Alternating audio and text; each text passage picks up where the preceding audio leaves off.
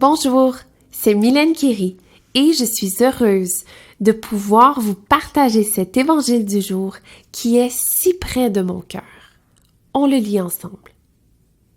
Et la paix de Dieu, qui dépasse tout ce que l'on peut comprendre, gardera votre cœur et vos pensées en Jésus-Christ.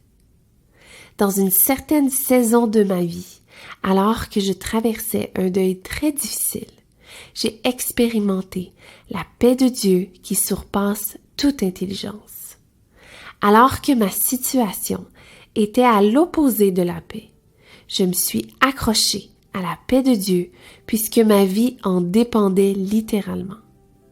Bien que tout était douleur, il y a une paix divine qui a envahi mon âme, une paix comme je ne l'avais jamais encore vécue, une paix qui m'a redonné vie, m'a redonné espoir.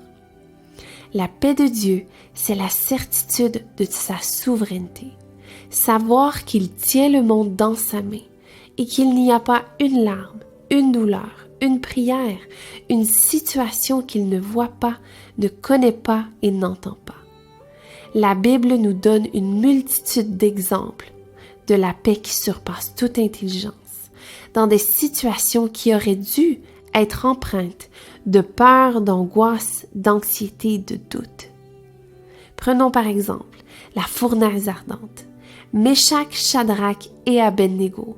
Mais ils n'étaient pas seuls, il y avait un quatrième homme avec eux. Leur paix dépendait de Dieu et non pas de leurs circonstances. Prenons Daniel dans la fosse aux lions. Alors qu'il s'est fait jeter dans une fosse de lions affamés, pas un seul cheveu de sa tête n'a été atteint. Sa paix dépendait de Dieu seulement.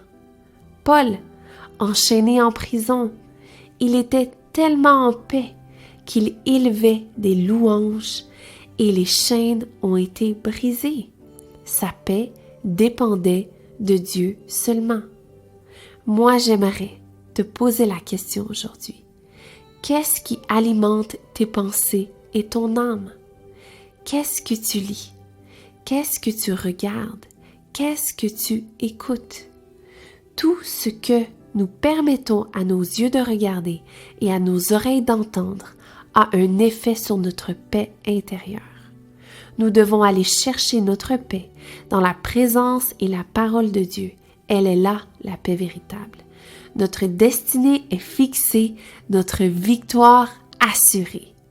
Dieu veut le meilleur pour ses enfants, mais nous avons la responsabilité d'aller puiser notre paix en lui, peu importe les circonstances. Il est le Dieu qui était, qui est et qui sera.